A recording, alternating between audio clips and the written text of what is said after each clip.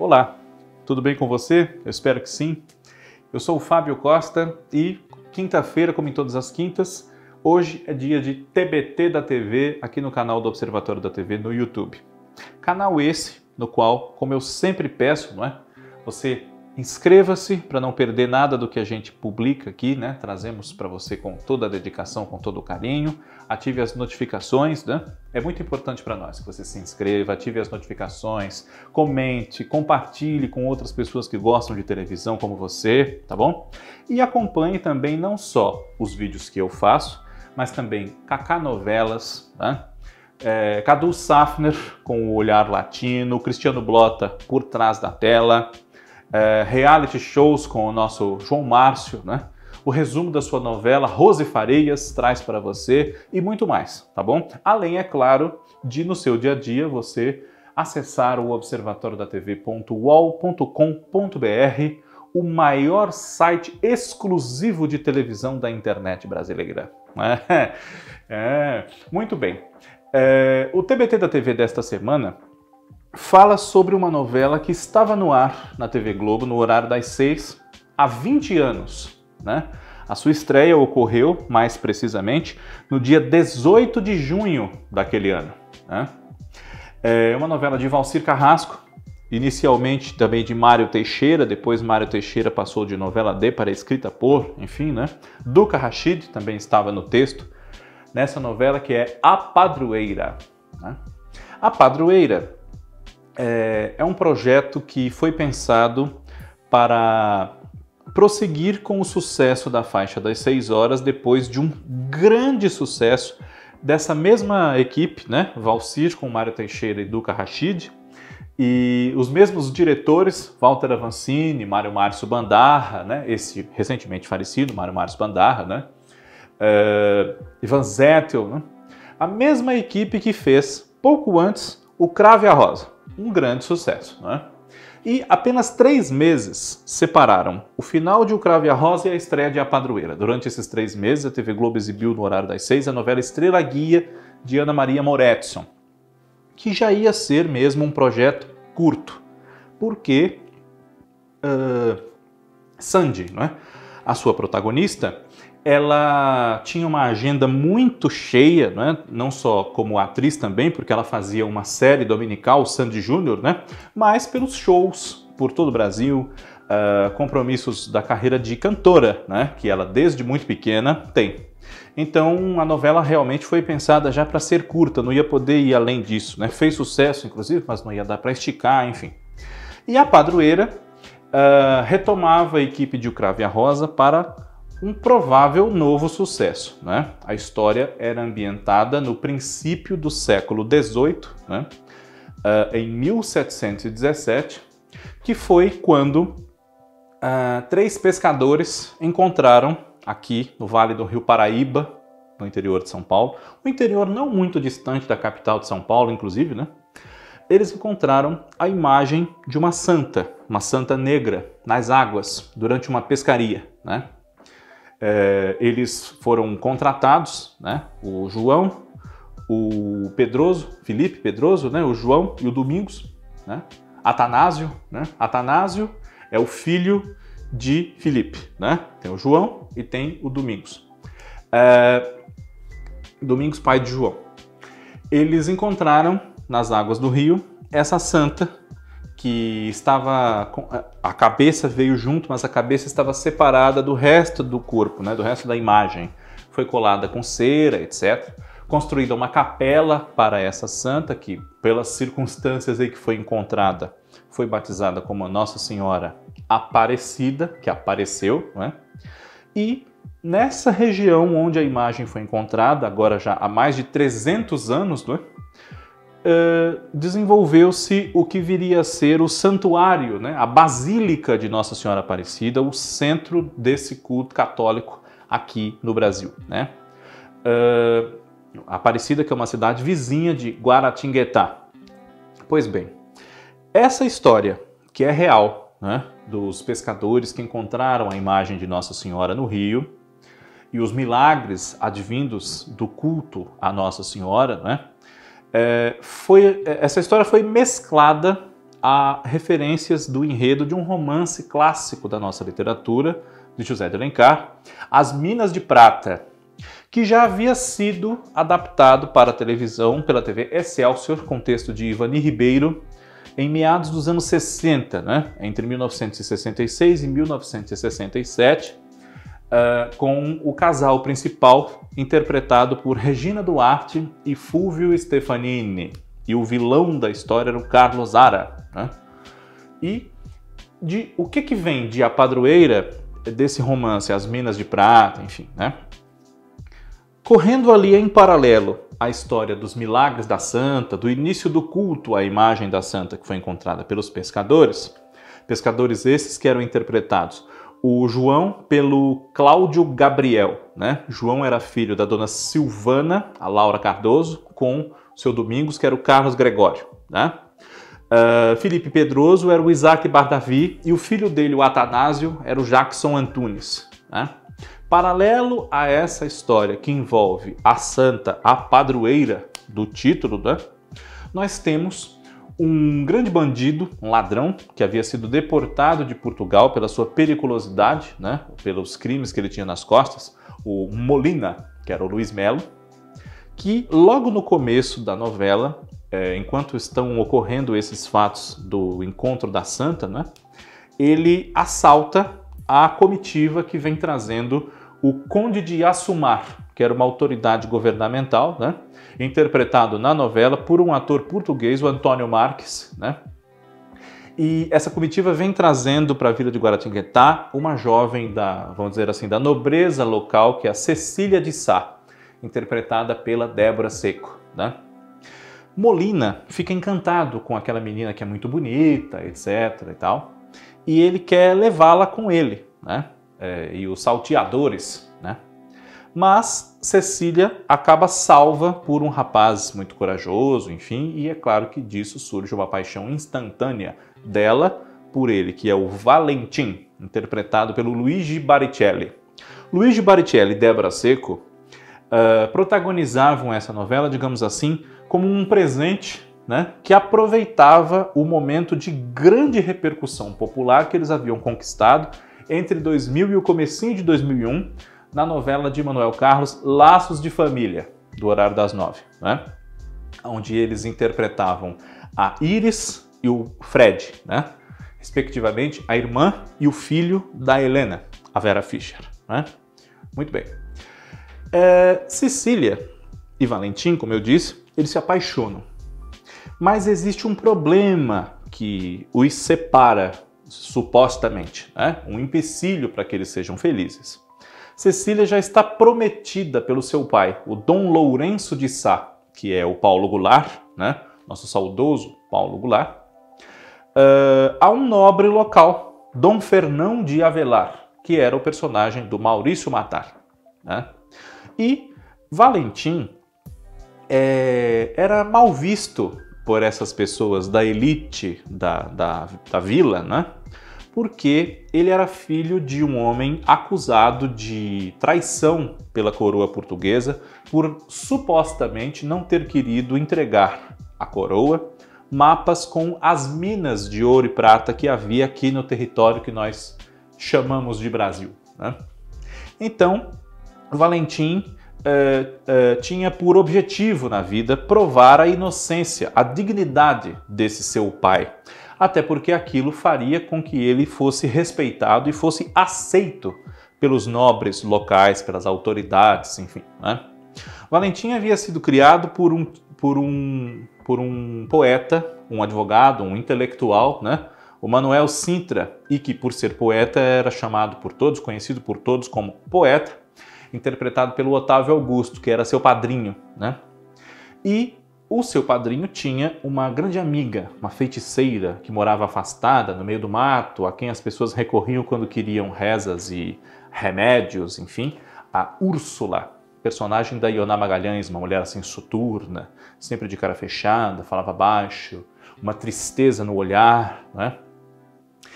Dom Fernão, que disputou Cecília com Valentim, tinha uma irmã viúva, Dona Imaculada, que era a Elizabeth Savala, na primeira das suas muitas parcerias com o Valcir Carrasco, né?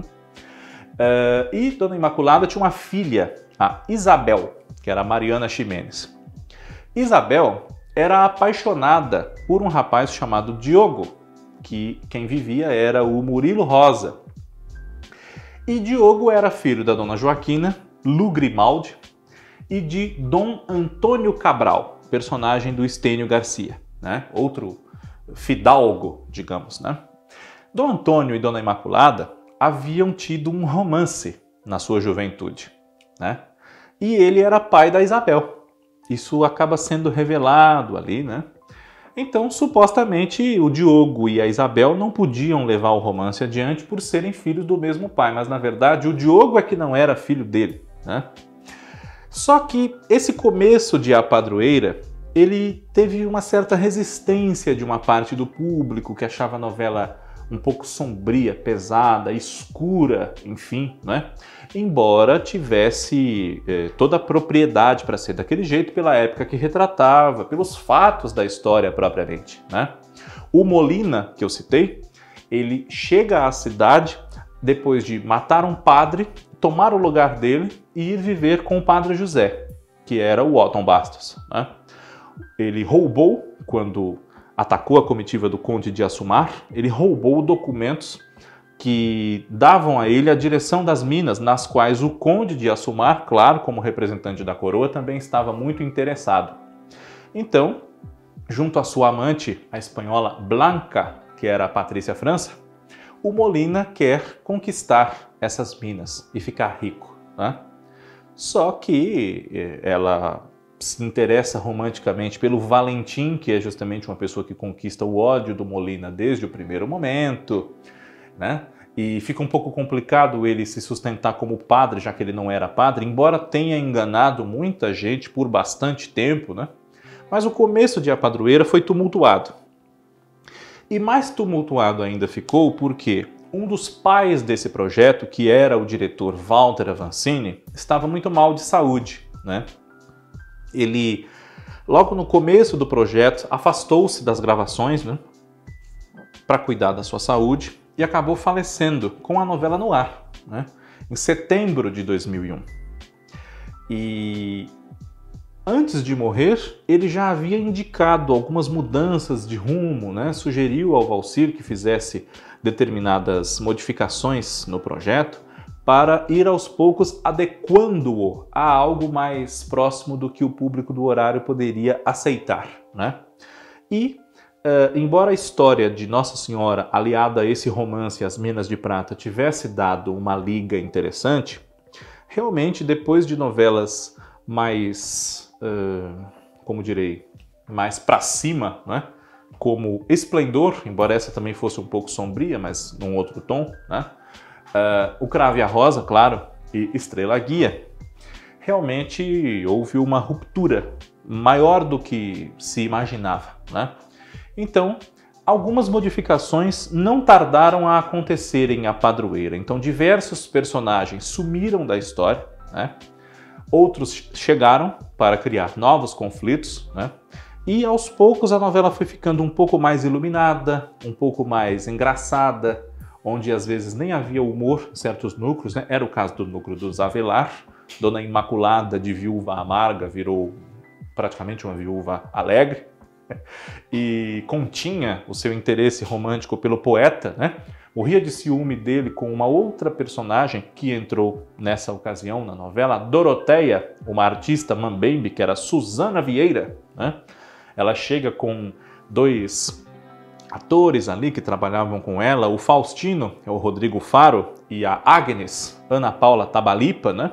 Chega à cidade e depois nós assistindo, acabamos sabendo que Doroteia era a mãe de Valentim, né? E inicialmente tínhamos pistas de que a mãe dele pudesse ser a feiticeira, a Úrsula, né? Mas Ioná Magalhães e Estênio Garcia, nessas mudanças que ocorreram na novela, eles acabaram tendo seus personagens mortos para que ambos fossem liberados para outras novelas, né? Então, com isso, a Ioná Magalhães foi fazer a novela das 7 de Silvio de Abreu, As Filhas da Mãe, como uma trambiqueira, a Dona Violante, né? E o Estênio Garcia foi fazer um dos maiores papéis da vida dele, o tio Ali, de O Clone, da Glória Pérez, né? E nessas mudanças, não só a Dona Doroteia chegou, mas também o juiz Honorato, que era o Taumaturgo Ferreira, um primo da Dona Joaquina, mãe do Diogo, né? Ele era uma pessoa que também gerava algumas cenas mais pitorescas, cenas de humor, cenas até um pouco mais safadinhas, né? Pelo modo como ele se relacionava com as índias que o acompanhavam, com a própria prima, para quem ele dava uma trela, e ela para ele, né? O núcleo de humor que já havia com o poeta se intensificou, com Doroteia, com Imaculada, com Delfina, que era Andrea Avancini, né? Que também compunha esse núcleo, era ali uma habitante da casa dele, ali uma agregada, talvez mal usando esse termo aí, na casa do poeta Manuel Sintra. E a decadência financeira da família de Cecília, né? Cuja madrasta, que era interpretada pela Bianca Byington, desenvolve um amor pelo enteado, o irmão de Cecília, filho de Dom Lourenço, o Brás, que era vivido pelo Fábio Vilaverde, né? E a novela acabou aos poucos, né? Eu não posso esquecer de citar também, claro, que Dom Fernão, de muito desagradável, passou a ter ares mais galanteadores, mais suportáveis, e deixou Cecília realmente dividida entre Valentim e ele, não é? E que também Isabel se viu num triângulo amoroso entre Diogo e Faustino, né? Por quem ela se apaixonava e ele por ela, né? Deixava de ter o caso com a Doroteia, Dodô, por causa da Isabel, enfim. E a novela acabou entrando nos eixos, né? Mas é claro que a gente não pode se esquecer do seu título e daquilo que originou todo o projeto, que era a homenagem a essa circunstância histórica do achamento da imagem de Nossa Senhora, né? Do aparecimento da Santa nas águas do Rio. Ao longo da novela, os milagres que iam sendo mostrados, eles todos, segundo o autor Valcir Carrasco, são reais, né? Registrados pela Igreja Católica, inclusive. Só não de acordo com as datas em que eles de fato ocorreram, né? Eles foram inseridos na trama ao sabor dos acontecimentos da ficção. Mas todos de fato aconteceram, né? O rompimento dos grilhões do escravo, que era o Norton Nascimento que fazia, o Zacarias, né? Salvo engano meu. E também a irmã pequena da Cecília, que era a Renata Nascimento, quem fazia, a menininha chamava-se Marcelina. Ela, um dia, quando vai rezar na capela que construíram lá junto dos pescadores para Nossa Senhora, a menininha passa a enxergar, por um milagre, efetivamente, né? Ela que nasceu cega, não enxergava. Então, essa cena da Marcelina enxergando, se eu me lembro bem, foi ao ar no dia de Nossa Senhora Aparecida, 12 de outubro daquele ano de 2001, né? Essas cenas eram muito emocionantes, né? E elas não eram gratuitas, embora, claro, que elas tivessem que ocorrer para justificar o nome da novela, todo o projeto, enfim, elas não eram gratuitas, eram muito bem alinhavadas, muito bonitas realmente, né? E com as modificações que a novela sofreu, ela acabou entrando nos eixos, né? Se hoje, 20 anos depois, essa história não é lembrada como um grande sucesso, como o Cravo e a Rosa, principalmente se a gente comparar com o Cravo e a Rosa, né? E com Chocolate com Pimenta, que foi o trabalho seguinte do Valcir às 6 da tarde, a Padroeira realmente não é lembrada como um grande sucesso, mas cumpriu o seu papel, né? E é uma das poucas novelas da TV Globo que os telespectadores puderam ver em outra emissora em TV aberta, né? Houve um caso, em 1971, da novela Meu Pedacinho de Chão, de Benedito Rui Barbosa, mas essa novela ela era uma coprodução da TV Globo com a TV Cultura de São Paulo. Então não é bem o caso, né? Ficou acordado ali que elas iam exibir, ambas, né, ao mesmo tempo, e exibiram. Então assim, mas não é. Mas a Padroeira, em 2017, quando se completaram 3 séculos, né, do aparecimento da imagem de Nossa Senhora, ela foi reprisada na TV Aparecida, justamente, né, em 2 horários, às 7 da noite e às 10h30. Né, o mesmo capítulo era apresentado 2 vezes toda noite. E teve um êxito de audiência junto ao público do canal, né? Quem sabe outras produções da TV Globo com algum cabimento, como foi o caso dessa, não surjam em outras oportunidades em emissoras abertas, né? No canal Viva nós já temos, mas ele é do Grupo Globo, né? A Padroeira, caso você tenha oportunidade de acompanhá-la, eu acho que vale a pena. Podemos dizer que vale a pena. É uma novela que começou de um jeito, transformou-se praticamente em outra, né? Mas sem se trair. E o saldo final foi positivo. TBT da TV volta na próxima semana. Antes, não posso deixar de dizer que com a morte de Walter Avancini, né, já um pouco antes, quando ele saiu da novela, enfim, nessas mudanças que a Padroeira sofreu, ela passou a ser dirigida por Roberto Talma, né, que também já é falecido, já é saudoso. Na próxima semana, um novo encontro nós vamos ter aqui no TBT da TV. Agradeço muito a audiência de todos vocês neste e em todos os outros vídeos. Um grande abraço e até lá!